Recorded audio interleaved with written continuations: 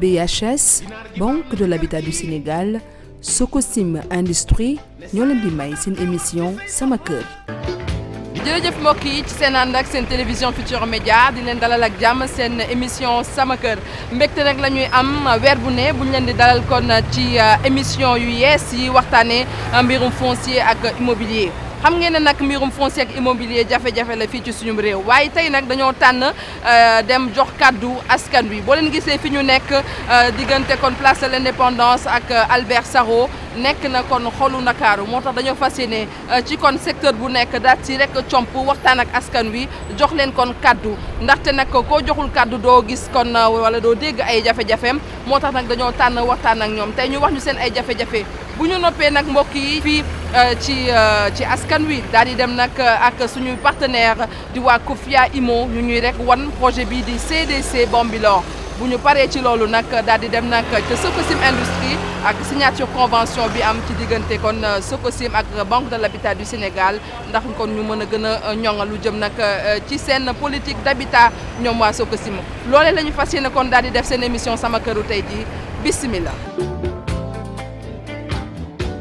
Alors déjà am na kenn ku ñu dajel monsieur Sambou très gentil machallah tey li ñu waxtaanee mooy politique habitat am kër nan nga gisee maanaam accès au logement fii ci suñu réew monsieur Sambou. accès bi day xaw a jafe parce que depuis bon man dama ne état bi dafa échoué depuis le départ parce que depuis le départ l'état devait jouer un rôle très important dans le secteur de l'habitat. Wow. Mais actuellement, les gens ont des problèmes de trouver là où habiter. La location est chère.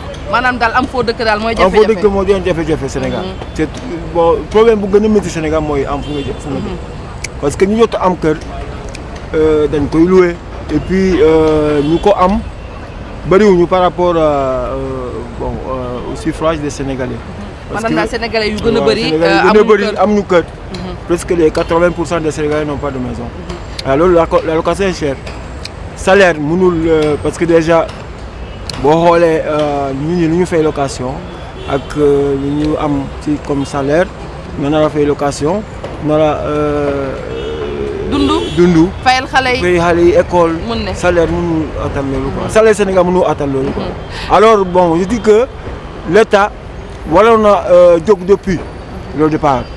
pour dimbali askan yi par exemple comme l'État est actionnaire au niveau de la Banque de l'Habitat, l'État devait donner la Banque de l'Habitat des moyens pour construire assez de logements et attribuer ça aux Sénégalais. D'accord. Que de laisser par exemple des promoteurs acheter des maisons di koy tabax di koy louer lu cher. Alors maanaam daal spéculation foncière bi ak immobilière bi moo bari mais léegi monsieur Sambou yow yaa ngi liggéey ci benn institution financière ci banque ngay liggéey yéen ci institution yi ngeen nekk amu leen coopérative d'habitat wala dara lu leen di may. Si, il y a des coopératives mais kii bi dafay yéex souvent parce que non seulement les cotisations les gens ne peuvent pas cotiser comme il faut c'est-à-dire balaa ñu jot parce que déjà soo xoolee les cotisations balaa nit ñi ñu attribuer leen day yàgg alors te dañuy gaaw a retraité voilà dañu gaaw a retraité mun nga dem ba retraité bi jot avant nga ñu attribuer la sa voilà kon yombul politique d'habitat comme Sénégal politique d'habitat bi mooy Sénégal mooy échoué il faut ñu xoolaat ko voilà merci monsieur Sambou jërëjëf monsieur Sambou moom la ñu àndaloon kon seen émission sama kër wax naa leen tey nag dañuy def kàddu askan wi mbokk yi pour xool ku ci nekk lan lay xalaatee kon politique d'habitat fii ci suñu réew jaa ngeen def ñu après monsieur Sambou ñu dem seeti keneen.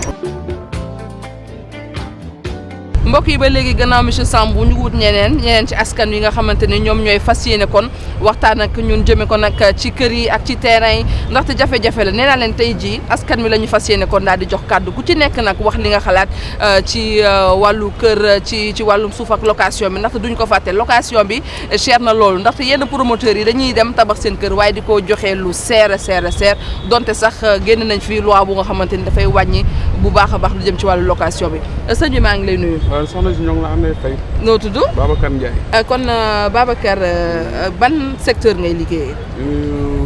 peintre lañuy def. peinture ngay def. waaw mais ci société nga nekk. kii laa nekk GIE. tey jii bu ñu nee mbirum kër fii ci Sénégal yow sa xel ci lan lay nekk ñëw. mbirum kër jafe na nag fi ma dëkk sama papa moom moo ko moom. yow sa liggéey mënu la may pour nga jënd sa bopp. mais sama papa may na ma terrain. léegi lan moo ci des. terrain bi dem nañ bi si biir terrain bi mu ngi nekk Pikine dama si dem bi si biir am problème si terrain bi. nit dafa jóge fële ñëw na moom terrain bi te moomu ko. loolu moom mooy problème foncier yi ñu doon wax. mais gannaaw loolu lan nga xalaatee léegi location beeg jëndum kër Sénégal ak yooyu noonu jafe-jafe yu ci nekk. mais terrain nag seer na nag. terrain moom seer na fi mu toll nii boo bëggee tabax metti na bëgg jënd ciment bëgg jënd terrain dina dem ay boo terrain yi boo xoolee terrain dina dem ay 30 millions 15 millions yooyu instant liggéey bi doxul noonu. kon nag ça veut dire que yow li ngay fayeeku ci salaire weer bi de mënoo cee boole yore kër gi yore jabar yeeg doom yi bëgg ci boole itamit mën a prétendre jënd kër wala jënd terrain. non loolu li ngay am lépp day yem si dund li ngay am lépp si dund lay yem parce que bala ngay tabax il faut nga dund parce que nit ki bu lekkul du mën a dem de. ma tourné ci sama droite sëñ bi maa ngi lay nuyu. waaw maa ngi lay fay. noo tudd. maa ngi tudd Abdoulaye Bey. yéen ñaar yéen a bokk béréb liggéeykaay. waaw ñoo bokk benn si peinture ngeen di def ci benn société. benn société. noo gisee kër yi. kër yi moom am nay jafe-jafe trop parce que kër yi yow da ngay xëy dem liggéey pour loo jox sa njaboot ak sa famille mais du ko doy sax du ko mat. parce que loo indi rek si njaboot gi lay yem. dina dem ba dootoo mën a fay sa courant wala sa ndox benn nga siy fay bàyyi benn bi bis ne ngay lijjanti noo yow ci loolu fi nga dëkk yaa ko moom wala location nga dëkk. non fi ma dëkk famille la. këru famille la maag maag sévère ak dañu gudd. maanaam daal berogoo sa bopp. non berooguma sama bopp. lu tax ci jamono ji wutoo location wala nga dem wuti kër. non jamono ji moom uti location day metti parce que boo utee location doo ko mën a fay ak yenn problème yi yenn problème mu kër yi yenn financement yi dafa métti dund beeg yooyu mais mënoo uti kër tamit te amoo loo ko ute parce que amoo benn somme boo xam ne yow di nga mën a am kër terrain sax da lay jafe waxtu mu la kër yooyu yëpp doo ko mën parce que loo am rek da nga koy yemal si njaboot gi ak sa yaay ak sa waa kër ak sa papa ak say mag ak say jarbaat ak yooyu dina dem ba yoo xam ne sax sa mag moom moo lay mujjee yoo parce que dina xam ne yow mi situation bi nga nekk mënulaa yóbbu fenn. day nangu daal ngeen bokk seen maanaam këru famille bi daal. waaw day nangu ñu bokk ko ba moom sax loolu lay def day dem ba nga xam ne moom këru famille bi ñun ñëpp a ko bokk. jaajëf kon mu mel ni dañ leen di ñaanal rek yàlla kon gën a yokk sutura yi yàlla may leen loo leen jëndee kon ay terrain ak i kër loolu nag di ko ñaanal bépp doon doomu Sénégal dañuy rek ba léegi woy mbokk yi dem xool askan wi ñoom itamit ñu wax ñu lan mooy seen xalaat bu baax a baax ci daal di jot kër wala am ab terrain fii ci suñu réew di Sénégal. alors ñu ngi ak madame Ba Khadijatou Ndaw du noonu la. suñu yaay ju baax nga xamante ne dañu ko woo rek mu daal di taxaw soxna si yow habitat bi nan nga ko gisee. habitat bi daal ni ma ko gisee mooy métti lool. parce que ku amul kër man par exemple sama jëkkër sax am na kër mais ñun par nécessité parce que sama doom yi dañu nekk étudiante à l'université te moom kër ma ngi ba kër Mbay Fall donc xale yi. ma ngi obligé ñu utal leen logement. mais borom kër yi nekk nañ ñoo xam ne ñu soxor lañ dañoo bon ci locataire.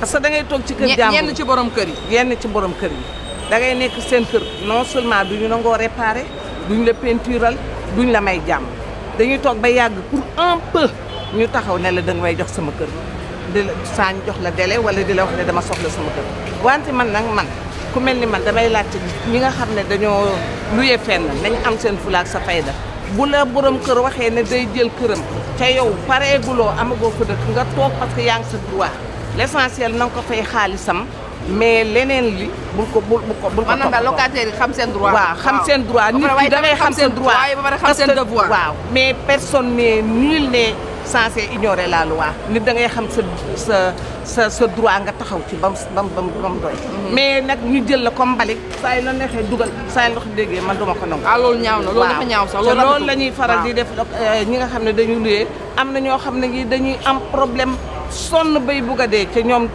duñu compréhensible ca kenn ku nekk jaar nga ci location bala ngay am. kon daal yow looy ñaawlu du rek maanaam accès logement bi maanaam am kër nu mu méttee Sénégal mais itamit locataires yi nu ñuy doxalee ak ña ñu loué et en plus de cela réduction bi Macky Sall waxoon respecté wuñu ko parce que am na ñoo xam ne ngi man gis naa sama benn cousine boo xam ne dañoo wàññi ba pare mu dëkk fa 1 an après borom kër gi ne ko génnal damay defaraat mu génn mu defaraat ba pare augmenté waat ci 25 000 ma ne ko bul ko nangu utiwaat fenn daf ko jox keneen wala mu jox ko keneen est-ce que loolu normal na loolu du yoon parce que nit ñi itam fii c'est un état de droit nit ñi dañu war a xam seen droit di ko kaas bul nangu ku la palam-palamee ku ñëw rek jël la ne lii laa lay defal nga nangu ko ñun ñoo citoyen dañoo war a taxaw bañ lu bari suñ la bëggee teg loo xam ne yoon nga bañ ko bul ko nangu. waaw léegi yow lan ngay digal ndaw yi nga xamante ne ñu ngi doog a tàmbali liggéey pour ñu war a mën a am tamit ci kër ba ñu bañ a am problème mu location comme yi nga doon wax nii ñu daal di jéem suñ commencé di liggéey ubbi seen caisse d'épargne di fa sànni seen tuut xam naa naam difficile na parce que salaire yi matewul mais nga fay denc su fekkee ne am na location vente yu am nga dem souscrire ci pour mën a am. leb ci banque bi rek leb 20 ans rek lay doon. waaw leb 20 ans rek maanaam ñi nga xamante ni ñoom ñooy liggéey te nekk ay ndaw kon ñu teel a daal pare seen bopp teel a pare seen bopp pour bañ a am problème mu logement après. mais jaajëfal naa la. man maa kontaan ci yow mais dama koy kale sama mère bi. allez merci beaucoup man maa kontaan merci beaucoup. amoon nag mbégte loolu jox kàddu ñi nga xam ne ñoom ñooy askan wi ngir ñu wax ñoom lan la ñu rek daal di xalaat ci politique bu habitat wu nguur gi rawatina nag individuellement ku ci nekk ni nga mën a def kon pour am kër fii ci suñu réew xam ngeen ne nag duñu kon ne émission sama kër dañu tekk dara kon ci seen loxo moo tax nag mbokk yi dañuy dem ànd ak waa CDC Bambilor di kon waa Kofia Imo ñoom nag nga xamante ni ci xeetu kër yu bakkane yooyu rek la ñuy daal di yëngu boole ci nag accessible loolu ci askan wi kon jël leen seen bic jël seen feuille ngeen noté bu baax seen numéro xool itamit dañ leen indil ci wàllum offre ñoom waa CDC bu Bambilor ñu ànd ci ak waa Kofia Imo. kon gis ngeen waa Kofia Imo ci seen projet boobu noonu ñu tuddee CDC Bambilor lañ leen indil kon ci wàllu ngëneel ci mbirum kër. xool leen bu baax a baax nag ndaxte ci yeneen émission yu ñu dëgmal bu soobee borom bi nañu gën a xuus bu baax a baax ci offre yi nga xamante ni ñu ngi koy rek daal di def par rapport ak kër yu am solo yu ñu rek daal di proposé. xam ngeen ne nag sama kër kenn du ko wax te duñu wax suñu ay partenaires yu ci mel ni Banque de l'Habitat du Sénégal di BHS waaye tamit Sococim Industrie dañuy rek dem changé wu bu soobee borom bi dem fekkee signature convention bi am ci diggante suñu ñaari partenaires yooyu. alors ba léegi mbokk yi yéen a ngi seen émission sama kër di am mbégte nag ànd ak yéen ci ñaareelu pàcc émission bi xam ngeen ko nag dañoo am ay partenaires yu ala dawme yu am maanaa ku ci mel ni BHS Banque de l'Habitat du Sénégal ak Sococim Industrie ñoom suñu ñaari partenaires yooyu nag ñëw lëkkaloo ngir rek liggéey loolu nag nekk suñu mbégte bu baax a baax daan nañu xaatim nag ay convention ngir liggéeyandoo ñoom ñaar dañuy dem nag cette année seen signature de convention boobu ñëwaat ci seen émission sama kër. Sceller un accord, un protocole qui définit un peu le cadre dans lequel on peut aider les employés, les agents de Sococim à être de bons clients de la BHS. Je pense que c'est extrêmement important. Nous signons donc ce protocole pour clarifier un peu la relation et aussi leur permettre de pouvoir tirer profit de l'offre de la BHS qui est une offre, vous en parlerez mieux que moi, une des offres les plus agressives sur le plan commercial parlant, les meilleurs taux. En général, vous n'avez pas besoin de trop le démontrer parce que c'est une réalité. Et donc nous avons voulu aussi nous associer à cet effort. Nous sommes présents dans la construction, dans l'habitat. Notre vocation c'est de bâtir. Depuis 70 ans, nous bâtissons le Sénégal et voire même l'Afrique de l'Ouest. Vous êtes aussi une banque de référence dans ce domaine-là. Donc notre rencontre est quelque chose de tout à fait naturel parce que c'est dans le prolongement de nos vocations respectives. Et donc en cela, je voudrais donc vous remercier, vous souhaiter la bienvenue et vous dire que nous allons cheminer ensemble sur ce projet et certainement sur d'autres. Parce que souvent il faut aller chercher notre vocation, c'est aussi de susciter des besoins et de faire de l'innovation. Et quand on reste souvent dans son cœur de métier, c'est vrai, on fait face à la concurrence, mais le plus difficile, mais le plus stratégique, c'est souvent d'aller explorer des partenariats en dehors de ce qu'on sait faire au quotidien, et donc essayer de trouver cette complémentarité pour le bonheur des consommateurs et des Sénégalais qui aspirent à un logement. Merci. Merci, Très bien. Directeur général. Bon, je pense que j'aurais pu m'abstenir de dire un mot, puisqu'on s'est dit l'essentiel lors de l'accueil sympathique que vous nous avez réservé. Je pense que vous avez parlé des 70 ans de la Sococim. On a la moitié, 35 ans. Mais globalement, c'est facile de parler des relations entre la BHS et la Sococim, puisque votre métier, c'est de produire du ciment. Notre métier, c'est de financer la construction. Et le ciment est un des intrants de la construction. S'il n'y a pas de ciment, on ne peut pas construire. Je vous ai dit, ça ne me rajeunit pas forcément. Il y a quelques années, j'étais chargé de recouper les statistiques de production de ciment par rapport du côté des ingénieurs. Les gens recoupaient des statistiques de production d'autorisation de construire pour voir un peu comment les choses se passaient. Que ce soit seulement maintenant qu'on signe un accord de financement, je pense que c'est tout à votre honneur parce qu'on a côtoyé beaucoup de dirigeants de la Sococim. Souvent, c'est les commerciaux. Souvent, c'est les agents chargés du recouvrement qui passaient nous voir parce qu'ils finançaient des entreprises qui travaillent sur des chantiers BHS. Donc, puisque c'est nous qui payons, on les connaissait un peu. Je pense que le fait que vous ayez pensé à signer cet accord est un heureux présage, puisque de quoi il s'agit très simplement, la BHS a les taux de toute façon les plus bas de la place, puisque c'est notre métier de financer le logement social. Mais à travers des conventions qu'on signe, ça permet à des sociétés parties à une convention avec la BHS de faire profiter leurs agents. Un agent Sococim qui vient spontanément demander un crédit à la banque va payer un taux plus élevé que s'il passait par la convention. C'est déjà une raison pour signer. Deuxièmement, la banque fait des efforts quand même pour être beaucoup plus proche de ses clients. Nous sommes venus avec le chef d'agence de Rufisque. Je dois dire également que nous devons ouvrir une agence à Diamniadio. On a juste voulu laisser la ville s'installer avant d'ouvrir. Une fois que l'agence de Diamniadio sera terminée, vous serez encerclé par la BHS de part et d'autre. De part que l'on vienne de Thiès ou de Dakar, ce sera difficile de nous dépasser. Je pense que les agents de la Sococim ne pourront pas être gênés par la distance pour venir faire leurs opérations de banque. La troisième et dernière chose quand même que je voulais dire qui est importante, qui n'est pas assez mise en avant, c'est que la BHS finance les logements, ce que font beaucoup de banques au Sénégal. Mais on est la seule institution à disposer en son sein d'un service technique avec des ingénieurs polytechniciens aguerris qui sont là pour surveiller la qualité des projets qu'on finance et qui en même temps un suivi dont bénéficient gratuitement les clients bénéficiaires finaux. En surveillant la qualité des travaux qui sont effectués, on surveille la valeur de notre garantie, certes, mais en même temps, puisque la qualité est là pour tout le monde, on accompagne des Sénégalais qui ne construisent pas tous les jours. Donc, en moyenne, on construit une fois, c'est déjà pas mal. Si on a la chance de construire 2 fois dans une vie, c'est déjà très bien. Donc, on a quand même, face à des charges de coûts, un accompagnement pour savoir où est-ce qu'on a mis son argent, comment c'est utilisé, puisque c'est assez clair. Donc voilà les quelques mots que je voulais dire en vous remerciant pour l'accueil quasi familial, parce que c'est agréable d'être reçu dans une maison pour signer une convention. Puisque notre rôle c'est de bâtir des maisons, votre rôle c'est d'aider à la construction des maisons, nous de les financer. Donc Symbole ne pouvait pas être plus agréable que d'être reçu dans le salon d'une maison. Il n'y a rien d'autre à faire.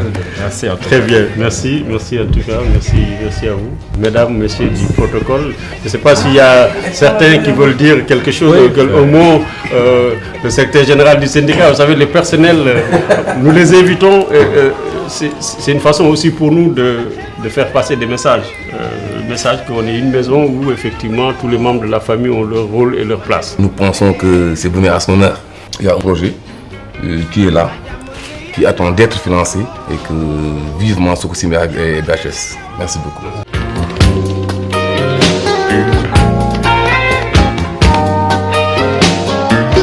ginaar gi baax na ci kër gi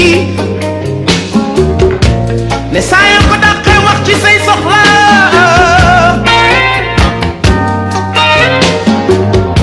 muus mi baax na ci kër gi.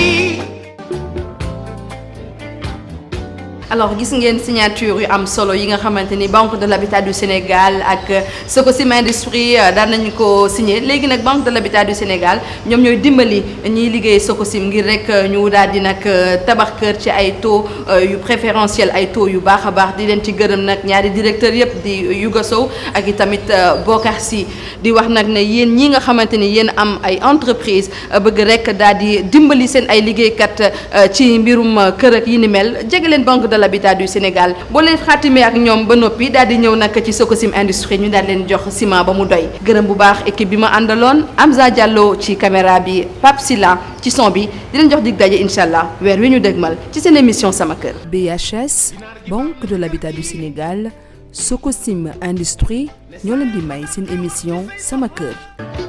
ginaar gi baax na ci kër gi ne saa yoo ko dàqee wax ci say soxla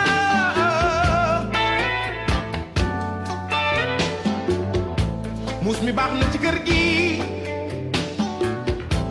ne saa yoo ko tuddee waxaale ko say soxla